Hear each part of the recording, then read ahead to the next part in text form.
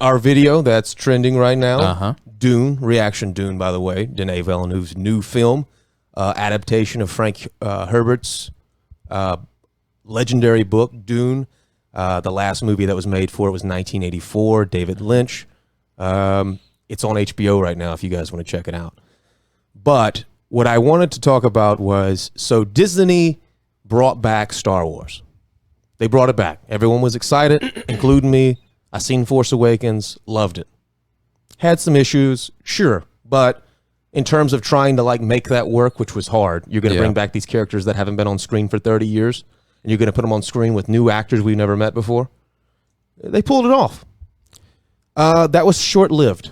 By the time Rian Johnson's Star Wars, The Last Jedi came out. Yeah.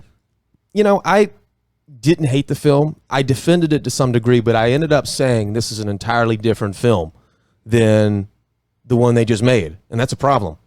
You can't have a new trilogy and the disjointedness of the styles of the directors and the writers and their understanding of the characters' arcs and where they're going to go and the anxieties that drive. Luke was the eternal optimist, and he was a curmudgeon in The Last Jedi. Yeah. Rey was giving no motivation to develop as a character. Their coolest character that they created out of whole cloth, Kylo Ren, was neutered, and they shoved a lot of shit down our throats in the meantime and didn't give a shit about the source material, didn't give a shit about the wider world, didn't give a shit about the mythology. And then the last movie they made, they said, okay, we hear you. We care about those things too. So they made this movie of this hackneyed fucking movie of all these things put together. They had 1,000,001 storylines running without an actual storyline. Let's bring back the Emperor. Let's bring him back. How did he survive? Well, he's been cloning Snoke. It's bro. Yeah. A student film writer at a fake film school could come up with a better script. Yeah. I still haven't watched it. You haven't watched it? And listen, a lot of people enjoyed it, of course. A lot of people enjoy the Transformers movies. If you are one of those people, then this is just not going to land on, welcome ears. Yeah, that is true. I mean, can you even think of like the Transformer movies? I'll give them more credit. I'd rather watch the Transformer movies than that last Star Wars. Because it's you're working with gold. This is one of the greatest. This is the greatest escapism movies that I've ever seen, which was Star Wars. Yeah, and you've totally fucked it up. You've totally fucked it up. At least Transformers was just a shitty cartoon to begin with, and they ran with it. At least the source material wasn't like they were ever going to turn that shit into Saving Private Ryan or something. I stumbled across a video about the second Transformers. And apparently that was when the writer's strike happened. Huh. Do y'all remember they had the writer's strike in Hollywood? In 2009, I think. It was right in the middle of when they were supposed to be starting the work on the movie. Mm-hmm. And that's why half of it is just not even half. That's why 80% of it is explosions. Yeah. Is because they didn't have writers. So they didn't write a story. Just blow they a bunch just of shit up. They just put exposit dumps. Right. This is where we tell the story in this scene, and then we get right back to the blow up shooting. Megan Fox, I need you to just lean over into the car, poke your ass out a little bit. Shia, just stand there. You don't have to do anything. Come find. Trash ass movies. Man. That first one wasn't that bad. No, first one was entertaining. Yeah, but the rest it just went down the fucking hill. But you see, my expectations for Transformers are what they are. Yeah, you didn't. My expectations for billions of dollars thrown into a Disney movie for Star Wars. You remember when they gave the big one a ball sack? Yeah. No, that wasn't the one that fucked me up. It was the two black characters that they didn't want. That shit, you know me, bro. I don't reach for the race card, but bro, very much because specifically for that reason I said earlier. The motherfucker had a gold tooth. Is if you reach for the race card all the time, it ceases to have its meaning. That shit was racist. You know who we talking about? The two robots. It was in the second one. With the black voices, and one had a gold tooth, and the other one couldn't read. You remember he couldn't read? Yeah, I just remember. I can't read. Oh my God, man! I can't read that. What the? That's fuck? for the smart robots. What? There are dumb ones. Why are the ones with the gold teeth and the hip hop the dumb ones? Yeah. Huh? They're Fuck you, Michael Bay. They're the athletic ones. They couldn't even fight good. If they could fight good, that would have been fine. I remember them being absolute trash. Yeah. They got their asses whipped. Yeah. Optimus show up with his white knight ass. Just stoic. Roll out. Boo. Trash ass movies. Decepticons. All right, I'm sorry. Wait. I went off on a tangent. We're talking Back about to Dune, Star. people.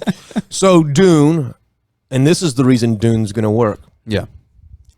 Oh, by the way, if you guys are mad at me, Denis Villeneuve described Dune as Star Wars for adults, and was specifically asked about, well, do you have any sour grapes with Star Wars? And he said, well, one of my top 5 films I've ever seen for him is The Empire Strikes Back.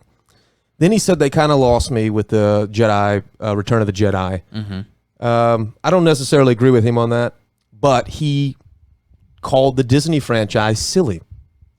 He called it silly. And this is recently too, by the way, guys.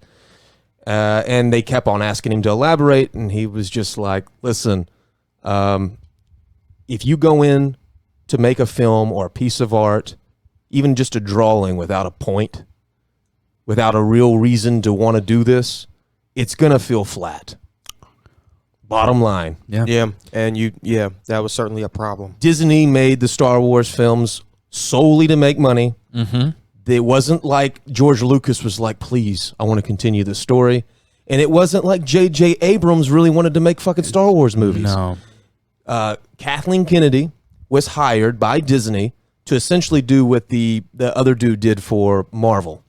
That was the plan. They're like, look at this Marvel thing working out so well. Here's the arrogance of Hollywood sometimes. They kind of got lucky. Robert Downey Jr. saved their ass. They totally got lucky with Marvel. But they want to act like that's genius by the production side of things. No. They got lucky like 20 times. Well, after you get the first lightning in a bottle, it's going to last for a while. Yeah. It lasted 20 times. Yeah. They made 22 of those shits. I agree. Yeah. Endgame was thing. movie 22. Yeah. Would you agree, though, amazing. if they would have done a better job with the characters in The Force Awakens, made us more interested in these newer characters? Yeah. Cast it, I don't know. Daisy Ridley's a fine actress. I don't mean anything negative here. No. But I need, like, Robert Downey Jr. nailed that role so well that when he talks, I'm like, oh, yeah, that's Tony him. Stark. Yeah. That is Tony Stark. Yeah. Definitively. I don't see Daisy Ridley. Yeah. If you watch her in the second and third film versus the first film, I'm like, oh, that's not the same person. No. And I don't mean that because she's acting so great. I mean the way they wrote that character is so clumsy. She's falling all over herself. Mm-hmm. There's contradictions here and there. Spoiler alert to tell you how great the story is. The Emperor is her grandfather. Ooh. And that's how they reveal it in the movie too, by the Yeah. way. Yeah, she has some lightning that comes out of her hands, you know. Accidentally kills somebody. Oh my God, she might go rogue. She might kill everybody. She might be bad. Oh my God. Kylo Ren, poor fucking Harrison Ford. They had to drag him back in there again just to be like, Ben, I love you. You could tell he didn't want to be there. He was green screened in. You can tell. He didn't want to be in the first. Go watch Blade Runner. Harrison Ford's crying in Blade Runner. You're like, oh, he showed up. He was interested in this story. Funny, cool story. Denis Villeneuve said the thing that amazed him the most on the Blade Runner set was how big of a fan Harrison Ford was of mine. He felt like he was 25 again working on this new project with George Lucas, one of these great directors. Yeah. Steven Spielberg. That's the way Ford looked at it. Yeah. Which is the right way to look at it. I would imagine if you're an actor of that caliber, you only really probably, apart from the money, want to work with people that are going to put you in positions to succeed. Right. Yeah. And everything else you do is for money. I think Dune is going to be exactly what Star Wars couldn't be. Yeah. It's unfortunate. A lot of people have made the Game of Thrones to Lord of the Rings comparison with Dune and Star Wars. Yeah. I think that there will be similar differences, although Game of Thrones, you could just get it the fuck out of my face, to be honest. Dune is going to explore more adult themes. I think it's going to do well exploring those more adult themes. or maybe I shouldn't even use the term adult. Maybe more complex themes as opposed to more adult, because there's some complex themes in children's movies that work. Yeah. Oh, definitely. Yeah. If you ever read the Chronicles of Narnia or whatever, you can see that there's extremely complex. Not the movies. Not the movies. The books. Fine. I agree with you. I mean, there's and to use the analogies, there's the Messiah type character, Paul Atreides. But the cool thing in Dune is it isn't like the Messiah who was supposed to be great and he turned out to be not so great. It's almost like the inside joke in Dune. Not the inside joke, but the inside sort of, as the reader, the thing that becomes apparent is it's similar to American politics. It's all nonsense at the end of the day. Yeah, he's the chosen one, but that's a word you've put on him. These are human projections. Yeah. And Frank Herbert was a genius at finding ways to, he has a thing in there. When he made the movie, this is the reason I love the fucking novel so much. He wrote Dune because he said, what happens when someone's so charismatic they can get away with anything? And he was basing this on the on Kennedy's assassination. His belief was that Kennedy was so charismatic and that he was so connected to all these other organizations, they had to kill him. He would have been too powerful. So he set that into the world of Dune with Paul Atreides. That's the world. He's a duke who's going to inherit power. He doesn't want the power, but he has to take it on. But in a way, not like with great responsibility or none of that shit. No, I mean this is more like this is going to start a jihad, which is the phrase they use in the book. This is going to start a militia of pirates and bandits from all around the universe.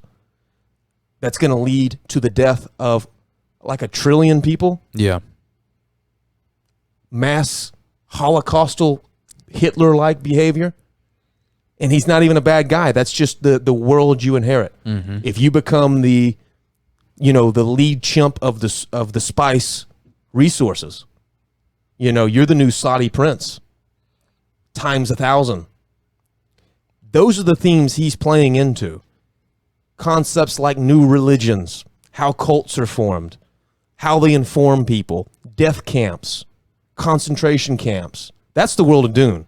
So I don't even mind calling it an adult version of the same kind of mythos, because it is willing to grapple with things that we don't want to accept about humanity, which is our capacity for hunter-gathering, our capacity for further innovation, for drugs. Spice is addictive, by the way, guys. It works as like an allegory of addiction problems. The spice withdrawal symptoms are so severe that if you go a few days without taking it, it kills you. So the moment if you even get a drop of it in your system, you got to take it forever. There's so many complex ideas you can play just with the psychological overcoming of spice. Like, how do I live with this thing that changes my altered state of consciousness? I'm tripping all the time. I'm on acid all the time. How do I navigate that? Just that alone makes it interesting. Not to mention the houses and the different planets. And I mean, the book starts off with, we go to war with artificial intelligence and we win, and we forever galactically decide we can never build machines again, because that'd be the end. That'd be the abolition of man. So spice becomes the way people can calculate and become smarter and have the ability to do what the machines did, which is navigate through space. By the way, even the way they use space travel as adults to some degree. If you just went light speed and you didn't have a fucking course, you're just going to run right into an asteroid. Yeah. And be dust. You disintegrate instantly. But they have Frank Herbert. He anticipated that way back in the day.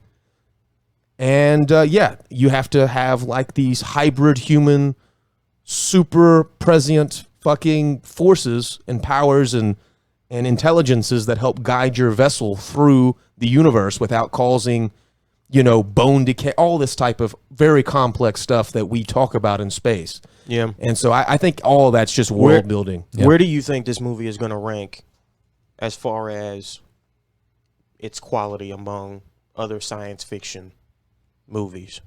Do you think this is going to be one of them? I think so. One of those ones. I hope so. I hope so. Top what, 10? Yeah, I think that's possible. For Top sure. 5. All right, guys. So we're going to end it right there.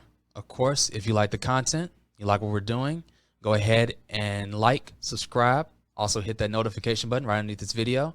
That's how you're going to be able to know exactly when each one of our content is going to be launching. Also, thank you all.